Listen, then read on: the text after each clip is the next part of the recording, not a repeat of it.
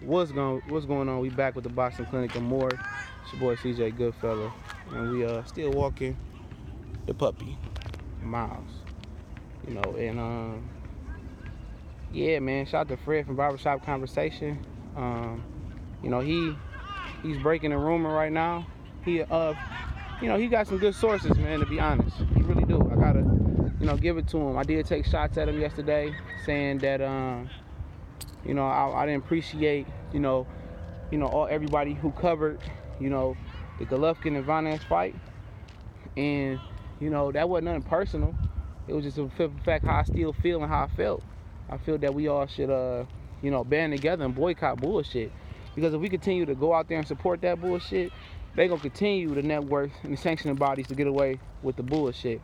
So I said that right there. Shout out to Fred. He's a good brother though, for real. But yeah, he broke a story saying that he heard that Adrien Broner is in talks to fight recently, or more than recently, retired Timothy Bradley. I remember Timothy Bradley was on wax saying that he was saying that he wanted to fight Bradley. I mean Broner. He been on wax talking shit about Broner late. So dead bird he's trying to fuck with. But yeah, I'm like, he been talking shit about Broner. He used to be on Broner Team Tough. He used to support Broner. I will give him that. But he used to say Broner the truth. But he said, man, he a clown. Pick Mikey to beat him. Pick Vargas to beat him. He been talking tough about the dude. So we know fighters be on the internet and YouTube, paying attention too. So he, Broner hear it. And I remember, Timothy Bradley said he had no interest in fighting PBC fighters, and then he turned around. He got the criticism and the backlash a couple years ago. Said, "I'll fight any of them." For years, we wanted to see him fight Amir Khan, and that didn't happen. So like I said, it's just a rumor.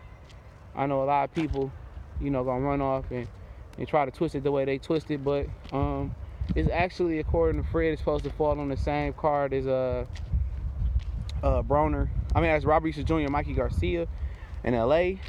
And I actually read Dan Rayfield Twitter today, said hopefully I can come back to LA for a real fight. And that will be a real fight card. That fight card, and it sounds true. I'm gonna tell you why the rumors started to kind of line up, and how I really end up really doing videos or reporting on rumors that are true or not true. I hear a lot of different rumors every day, because for one, Robert Easter Jr., the Bunny Man, and Mikey Garcia is seen to go on July, August, in that area. And then you got Broner said he's returning in August on Instagram the other day. So it kind of lines up. Timothy Bradley from that California area. Mikey's from California area. And then you had two Ohio boys coming from the Midwest coming out to the West Coast, which makes some sense. It does. So right there, that adds up. Because at one point, Robert Easter Jr. and Mikey Garcia may have been a definitely 10 for 10 or 5-star main event. But since Fortuna kind of exposed Robert Easter Jr. some more, it's like, yeah, maybe not. So maybe Broner and Timothy Bradley can pull. So is this going to be a pay-per-view card? And that's a good question. I don't know. This is a very damn good card with Bunny and Mikey, even at this point, being a unification bout, being on the undercard card, or being the championship fight, being the main event. Because Broner and Bradley don't have no belt. So that's something to look at as well. So I like it though, man. I ain't gonna lie. I like that fight. And it should be a barn burner. Shit, that's gonna be a hell of a fight, to keep it real.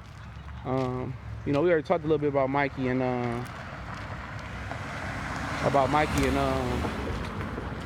Robert, but Broner and Bradley. Bradley coming off the bench, stagnant, a little bit cold, blowing up in weight a little bit. That's gonna have people picking Broner, or having a reasonable pick to pick Broner, especially Bradley. A recent slide,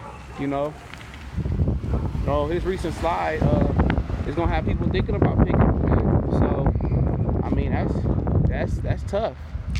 That's real tough.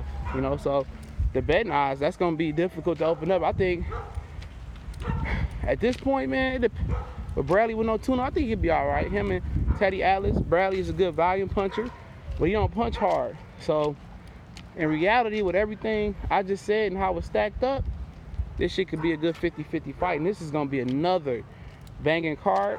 Sounds like a PBC card. I don't know Timothy Bradley's promotional status since retiring, but some dog going crazy.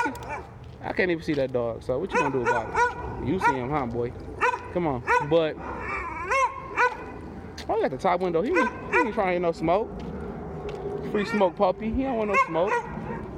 But yeah. So I don't know his promotional status, so that's a whole bunch of good questions to ask about Tim Bradley.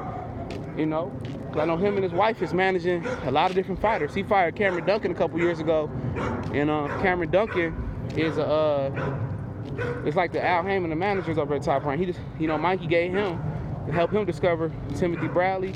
I mean, not Timothy Bradley, but Terrence Crawford. But hey, like I said, man, Broner, AB, and Bradley on the West Coast. I think Broner do the West. I know he a big pull on the East.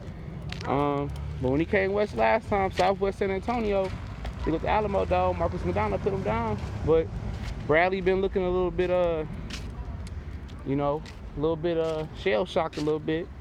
And Broner had a solid performance versus Vargas. I was there, so yeah. If there's any reason to go out to LA for a fight, that's a reason. That make me want to, you know, go out there, make plans to go out to LAX, especially if at the Staples Center. And why not go out there? Sound like a perfect excuse to get away from the wife and go out to California. So, yeah, AB and Bradley, man, let me know what y'all think about that, man. And it's the Boxing Clinic.